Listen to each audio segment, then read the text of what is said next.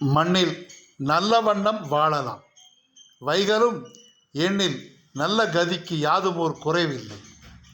கண்ணில் நல்லஃதுறும் கழுமல வளநகர் பெண்ணில் நல்லாளோடும் பெருந்தகை இருந்தது என்பது சுந்தரமூர்த்தி சுவாமிகளின் அருள்வாக்கு.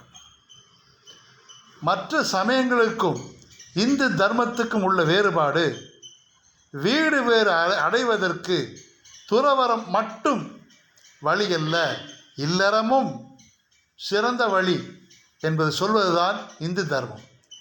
அதனால்தான் தெய்வங்களுக்கே நாம் திருமணம் செய்து வைத்தோம். பங்குனி உத்திரம் அன்று சிவபார்வதி திருமணம், தெய்வானை முருகன் திருமணம். அந்த திருமண கோலத்தோடு எம்பெருமான் இருப்பதால் நாமும் இந்த மண்ணுலகிலே திருமணம் செய்து